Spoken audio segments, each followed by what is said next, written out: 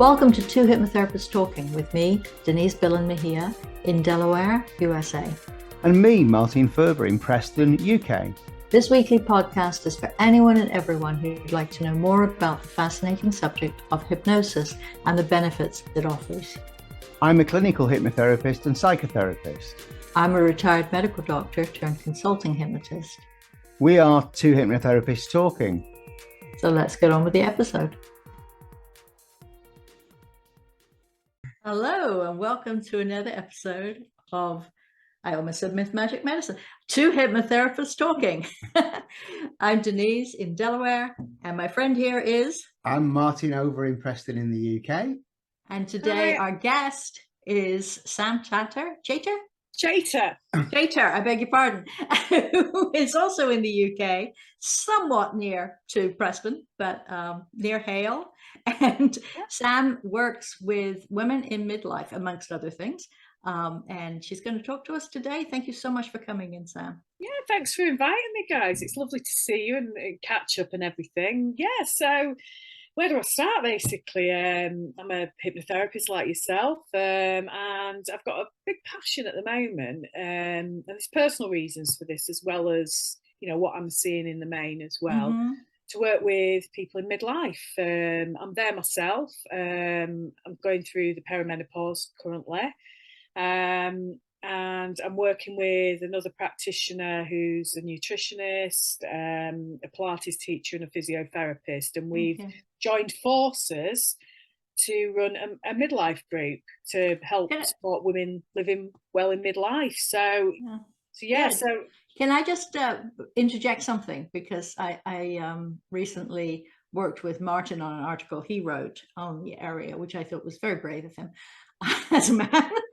But can we just reframe how people think about menopause? Because menopause, from a medical point of view, is sort of a non-event. It's one thing stops, the next part of your life starts. So menopause, when we colloquially speak of it, is that whole period. And of course, periods are going to go away. But because how long do you think it lasts? Well, you're looking, you know, the whole kind of change. We start to get a decline in our hormones in our late 20s. So things have changed from then. Yeah. So it takes at least 10 years for the whole process. Yeah, exactly. And people don't realise it. They're getting little weird and, you know, not so wonderful symptoms. But it's like, if we had the education when we're younger, we can make more informed decisions to what we're doing, you know, through our 20s into our 30s. You know what I mean? Really, the old-fashioned term, the change, is more accurate than menopause, because it's a process. It's a process we go through, which is natural. We're meant to go through it. Like when we, you know, start our periods and go through, you know, go from child to then puberty and everything. It's just a natural transition. Unfortunately, the way we live now and the kind of pressures and stresses we've got on our lives is not conducive to, you know, to you know, helping us through this stage, basically, and navigating it and stuff. And I'm not against HRT as such. It's good we've got actual tools and things, but we need to kind of look at how we live our lifestyle, you know, because sometimes, and I'm, you know, Kath, who I work with on the Manager Midlife group, she's gone on a HRT and she's tried a lot of lifestyle choices. You know, she has really worked hard on that, but it wasn't enough. But for me at the moment, it's enough, the lifestyle changes, you know. And I'm aware when maybe I do something which, you know, sets off a hot flush, because I get hot flushes, you know, and I'm aware, and I can make that choice then. I've got the choice whether I drink the glass of wine, the red wine, or I don't. And not always it sets it off. It can be a few, like a number of things, cooking a hot meal, having a hot drink, then I've had that, and then boom, I'll do, you know, doing something busy. But I've got that choice. If I've got the knowledge, I can make that decision. Right. You know, so I'm not discounting HRT. It's a game changer for many women.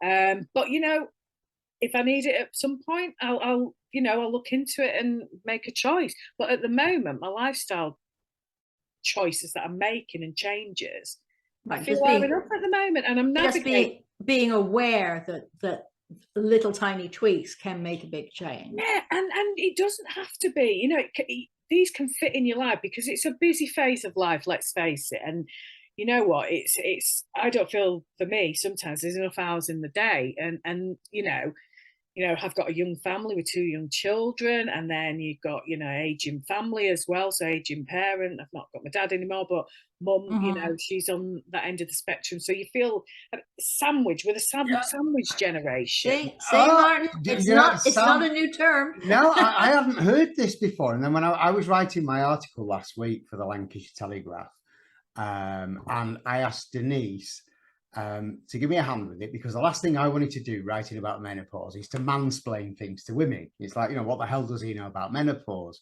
And I was trying to write about some of the mental health and well-being effects, menopause can have. So Denise very kindly offered to help me. And she said something about the sandwich generation, and I'd never heard that before. Yeah, it's big, because the thing is, it's right, isn't it? It's absolutely right. Yeah. You've either got, if you've got children, obviously, not everybody has, but you've either got really young children. So I've gone pretty much from the postnatal phase into the perimenopause. There hasn't been much of a transition. Yeah. Some of that is because we are delaying pregnancies. Exactly, yeah. And I was 41 when I had my youngest is now 4. I was 41 and I was 33 when I had the eldest. So it's a different time of life, and it has been a lot more challenging, I'll not lie. From having this innate kind of thing of wanting more space and quieter life. And that's what we're doing. and have a kindergartner at the same time. Well, is it? And so it's being mindful of that is like definitely something I've had to work on personally. Do you know what I mean? Of I'm not as patient. So what I've done as well is, obviously using my hypno techniques that I've got and tools in that toolbox for stress management, but also living more mindfully has been a game changer. Right. It really has. I can't remember who I was talking to yesterday, but I was talking to somebody. Clearly, I was talking to somebody about the fact that we don't honor these stages in our lives as much as we used to. And people go, they work, have a baby, go back to work. Like, we don't have that traditional 6 weeks of everybody bringing you food and leaving you, being nice to you and taking the baby off your hands and all those things.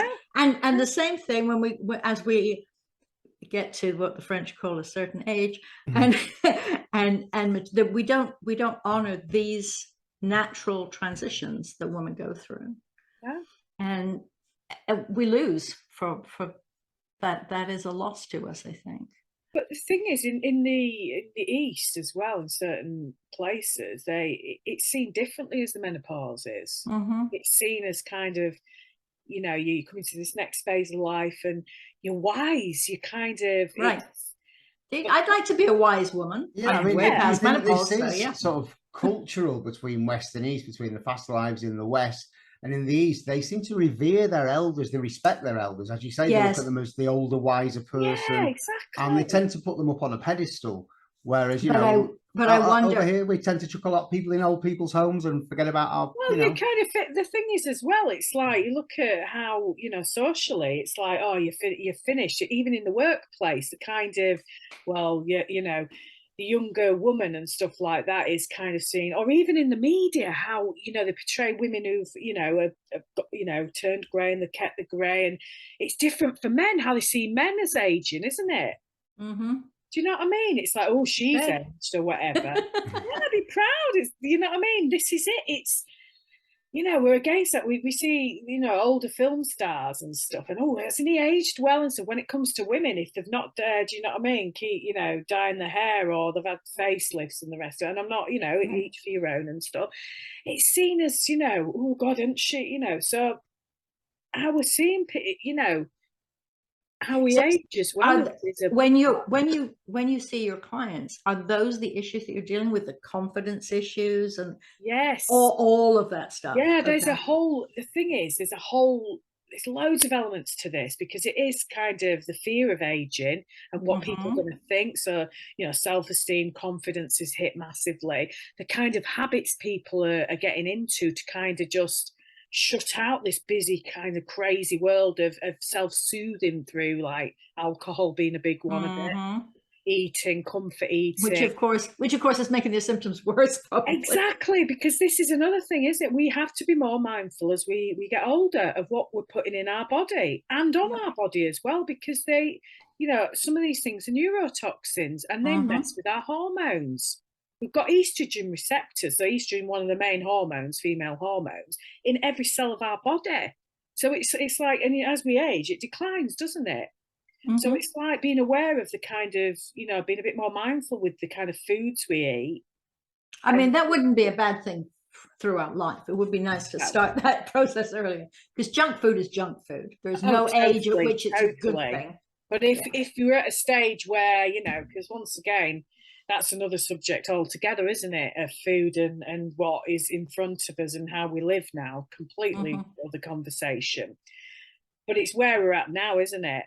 It's like you said, we can't change the past of what we've, but the thing is, as we age, our liver ages as well. So guess what? You know, the drinks that we might have been able to put back in, you know, in the day, and our liver can't cope as well. Do you know what I mean? And guess what? Hormones have got to be, you know, got to go somewhere. Yeah. There we go. You know this more than me, but we've got to kind of look at, right, you know, and be sensible really at this stage of life with that kind of thing.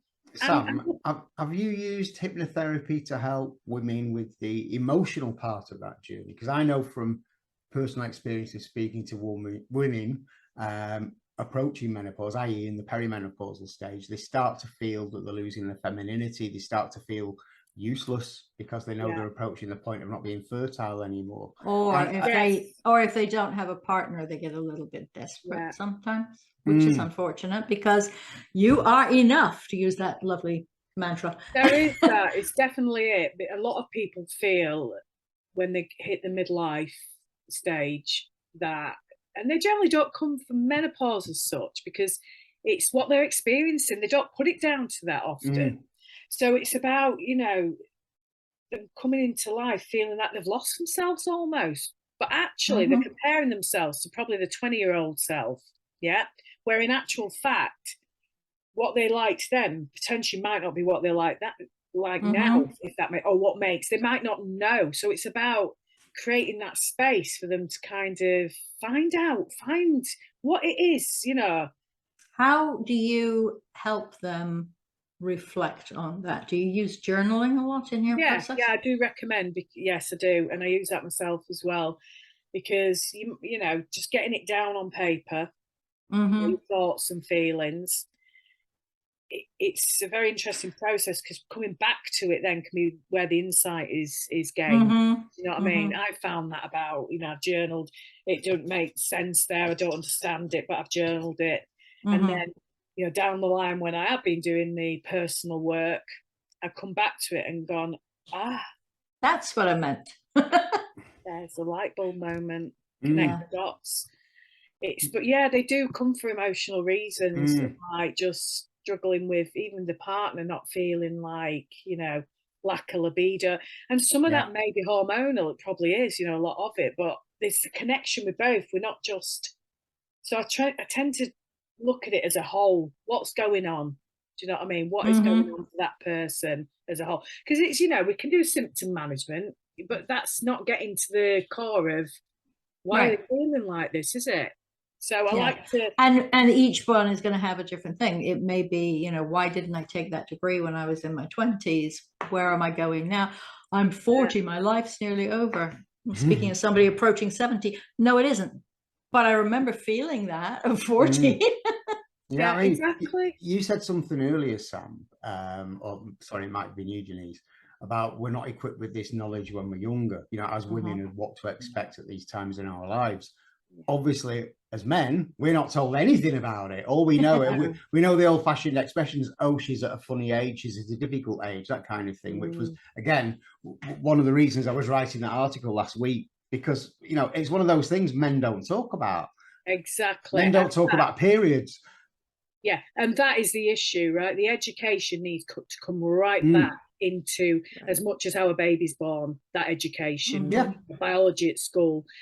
It's so important, because guess what? Half the population are women, aren't they? And, you know, half the population are men. Yep. So, or you know, see yourself as a male. But we've got to kind of, if we don't educate, how can we expect people to know what to do, how to react to their partners? Do you know what I mean? I mean, half the And also- population will go through menopause, and the other half of the population will be affected by it. Exactly, Yeah. exactly. And In that's addition, the bottom line. part of it is also because we are, we're more likely to have moved away from our families, certainly in the States. Yeah. So you 10 miles down the road is different for Britain than here. I mean, that's the same city, 10 miles, but that you lose that support, you lose that natural education of watching your grand go through it, or your mum, or you know, whatever.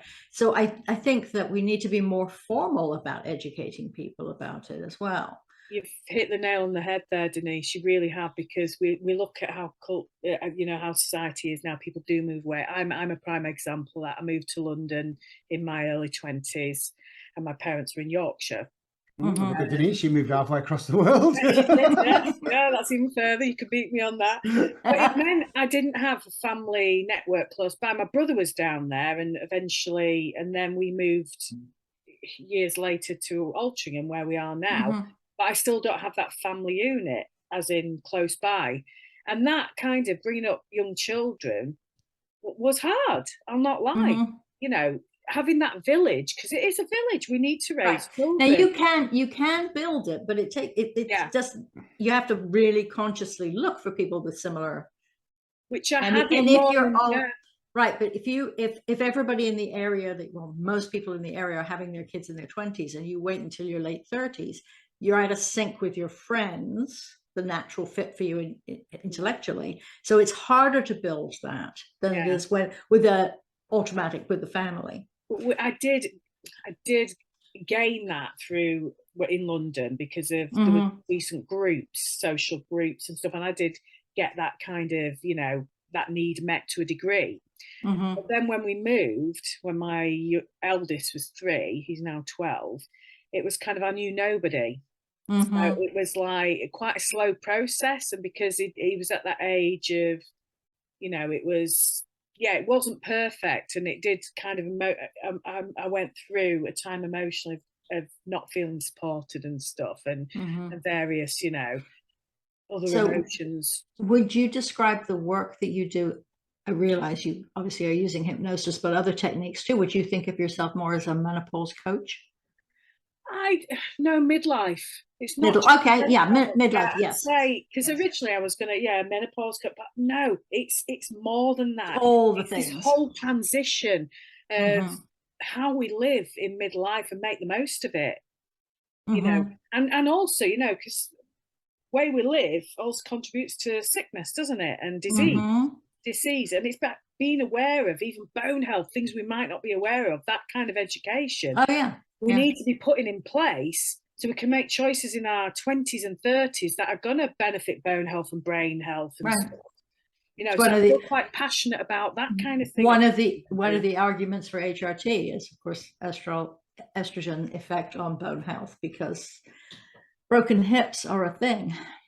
And it's a big cause of death is osteoporosis, isn't it? Let's face it, and broken bones. When it's massive, but I think, the education, it is starting to trickle through. But if you look at GP education, it wasn't mandatory, wasn't it? It is now. It's starting to become now. But if you're already a trained GP, so say you came back to the UK you wouldn't have to do it because you're already, you know what I mean? You wouldn't have to.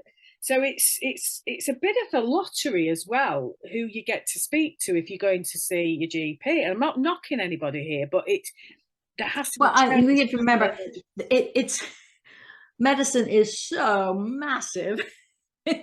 there's only so many hours in the day. It's really hard to get all these little twiddly bits in. Oh, totally. But 50%, you know, half of the population huge are women. population. This is a big issue. And no matter whether you're seeing them because their heart's having a problem, or they broke a bone, or they have a psychiatric issue, it's still in that, if they're in that age group, it's going to affect it. Do you think if men had a menopause equivalent that was as significant, because there is of course talk of the menopause, if men had a condition that was as equivalent, that this would have been dealt with a lot better and a lot sooner. Yes. So as with everything, it's like contraception. Oh yeah, it would have been handled years ago. Yeah, let's not sugarcoat it, but it's true, isn't it? And I'm not, it's true, isn't it? It would have been, prioritized, wouldn't it? I think so. So your work, you can help empower women to make sure people are listening, because that's the problem. We've been shut up for a long time. And it is, and there is a change. There has been some big players out there and the media and news, aren't they, and stuff, trying to get the message out. But I still think we're falling short with the lifestyle. We're it's very much, like I said, I'm not against HRT. It's a game changer for some women, right? And you've got to make that choice. It's right. But let's have a balance here of the other stuff to do as well, which is, can potentially, I'm not saying always, because it doesn't, not every one size fits all, but we've got to take some responsibility as well to try those stuff, I think. Sam, so as well as hypnotherapy, do you equip your clients with mindfulness techniques? I do, as part of, the process? Yeah, because because we're living such fast pace these days.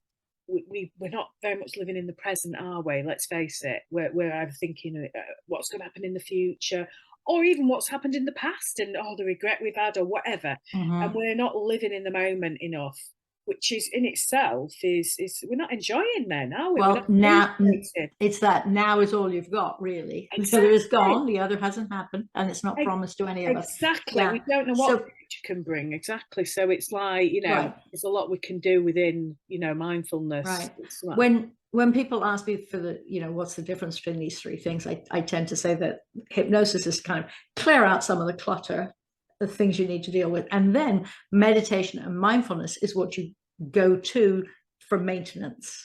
Now, it's nice to have I love having an extra hypnosis session here and there. It's so wonderful, but it's more of a treatment for whatever is bothering you, whereas meditation and mindfulness is just is part of your practice. It's a way of life, is what it is. It's been consistent with, like, you've got formal practices and you've got informal practices. So formal would be like, maybe go in and do a body scan, lying down for 30 minutes or 10 minutes or whatever the time duration. And that's the thing you're doing formally. Informally would be like maybe, brushing your teeth and just being aware of, or making a cup of tea and just being aware of, or using your senses to mindful eating. Mindful eating. Exactly. How far do you go with mindful eating, Sam? How far do you go with mindful eating, to the point of, if you're eating a piece of fish, for example, to start to think about the people who fished it? And you can go into that. Yeah, you right. could, but it might, you might have to think about it being clonked on the head. I'm plant-based, so I don't have to think about the death of my food. But it really is about really enjoying every bite, slowing down and appreciating what that sensation is at the moment. It's not just enjoying, though, because not everything, you don't have to be judgmental with, or like, it could be that where, that sensation's different, and but it gives you kind of the laser focus into it to actually see what the nuances and the, do you know what I mean? The real, what we wouldn't notice because we're rushing. And I'm guilty of this. This is one of my big areas. I've had to work really hard on myself, and I still find myself, it's work in progress for me, I'll tell you. We all are. Slipping into kind of, get it down as fast as you can.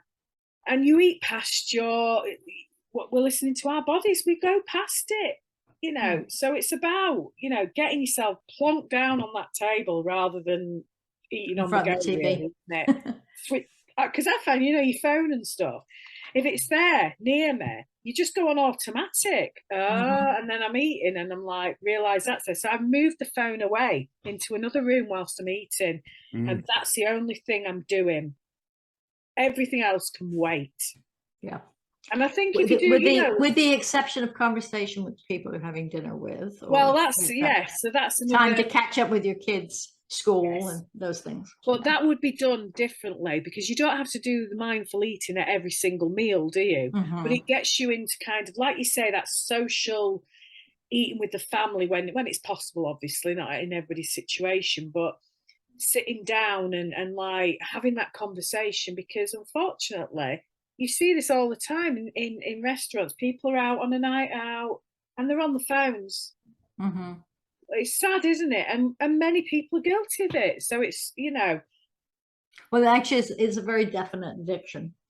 They've proven that you get a dopamine hit every time somebody likes something on Facebook or whatever. Yeah. And it's like a third person, isn't it? Or second person, you know, it's it's a relationship. So it's a more important person, unfortunately. The way that we respond to it, it is hard, especially if you have people communicating from all over the world with me. Don't ping me at 2 o'clock in the morning just because you're in Australia.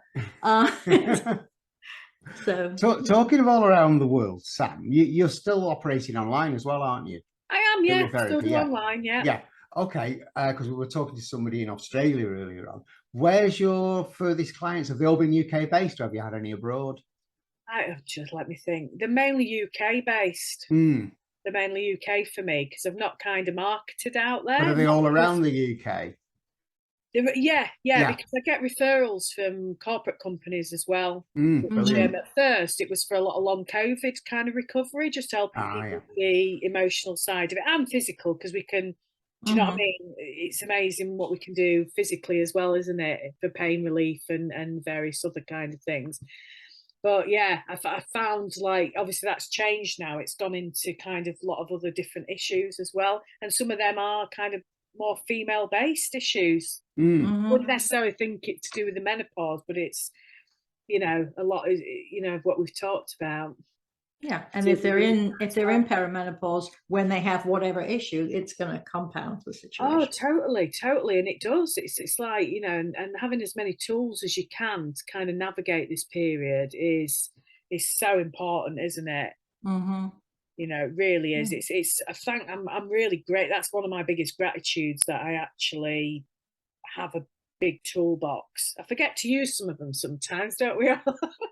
But yeah. There's a nice segue. Let's talk about memory and the change. Brain fog. Brain fog. Yes, I can honestly say, yes, I get it. And do you know what? I can be out and about and I see somebody who I know really well and I forget their name. Yeah. And it's embarrassing. But I've learned to kind of just breathe. Do you know what I mean? And just say to them, do you know what I've got? And just be honest, because you know, it's not my issue how you're going to take and so say I've forgotten your name, Denise. You know how you're going to take how you know react to what I've done there. Right, that's not your responsibility. It's not my responsibility, and it's taking a, you know. My responsibility, I can be honest with you, or I can just shut up and you know, keep quiet. So you get a lot of, hello, you. Then you get the brain fog too, round about the same age. I call it my senior moments. Yeah. Well, you do go through the andropause, which is the male menopause as well. So that is, you know, most blokes don't, you know. Yeah, they get a lowering of testosterone levels, don't they? Exactly, yeah. So there's, you know. Or is that correct, Denise? Yes, it is, but it's not quite as dramatic. No. For men. No, that's what I said. If men went through something anywhere near as dramatic and significant, but you do go through the midlife crisis a bit more dramatically than women do usually, because women are usually busy putting out all the other fires with their kids and their Are you talking about the one with men where it's usually either a mistress, a Harley Davidson, or a sports car? That one, yeah. That's the one. People just need to be heard. I mean, it's a basic human need, isn't it, to feel understood and to feel heard? Yeah, totally. And that comes in, I think, the core of any therapy, doesn't it? You know what I mean? Any therapy, there should be those kind of core conditions of, you know, like empathy. Oh, empathy, yeah. Congruence, being genuine, and, you know, and a non-judgmental approach, really. Absolutely. Back, and we do that, and it's, listening is powerful, isn't it? Yep. No pocket watches, no cloaks, no woo-woo. Oh, this is another thing. Listen, and no BS. I had that today when I was chatting to somebody and they were asking me, what do you do? So I'm like, here we go. And it was like, straight away, it was like, when I'd said, hypnotherapist, and I do, you know, this, that, and the other. And they were like, Like, yeah, I said I'm constantly, educating what it is, what it isn't. Yeah, I was at the hairdresser's yesterday, and the usual conversation with somebody that hadn't cut my hair before. No, so what do you do? I'm a hypnotist. And she said, oh, like on Get Out? No, that wasn't very accurate. Amusing though, wasn't it? Yeah, so we do, I think as hypnotherapists or hypnotists, whatever you want to, term yourself as, I think we do come up against this, don't we? A lot in this modality, in this type of therapy. There's a lot of misconceptions, which, you've got to do a lot of work kind of. That's it. Yeah, we're still a long way to go in getting rid of these myths and misconceptions. Right. But a lot of that, by the time somebody has called you up, they've at least are open to being told it's not the same as on the TV. Oh, unfortunately, a few people will think they'll sit in the chair, you'll go, zap, problem over. Exactly, which is not the case, is it? It's work. It's and exactly that, the magic bullet, isn't it? It's like they're magic wand, sorry, not bullet. That's the question, isn't it? But yeah, the magic wand where they're going to sit in your chair and you're going to go wave that magic wand and they're going to be fixed. Yeah. And it's not that at all. It's a two-way process. We're facilitators, basically, aren't we? Right. In helping them to kind of. That's what I should call. I should call myself a hypnosis facilitator.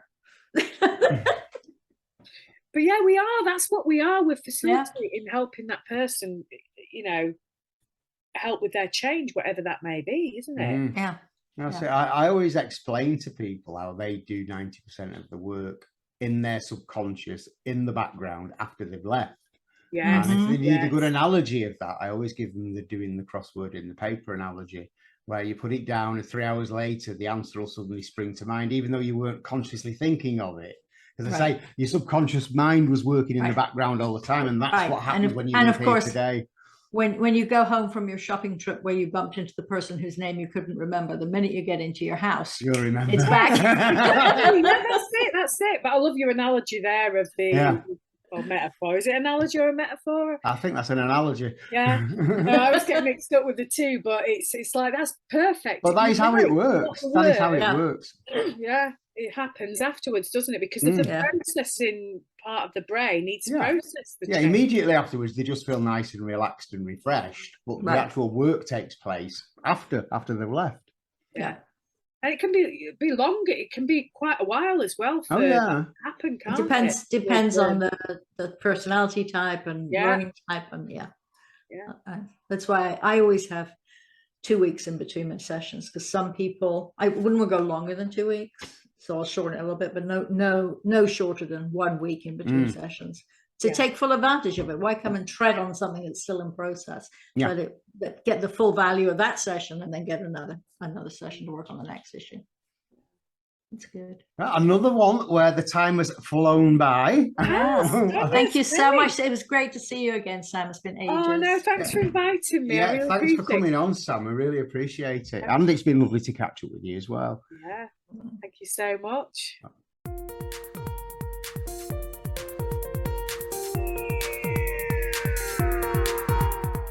We hope you've enjoyed listening. Please remember, this podcast is designed to give you an insight into therapeutic hypnosis and is for educational purposes only. So remember, consult with your own healthcare professional if you think something you've heard may apply to you or a loved one. If you found this episode useful, you can apply for free continuing professional development or CME credits using the link provided in the show notes. Feel free to contact either of us through the links in the show notes. Join us again next week.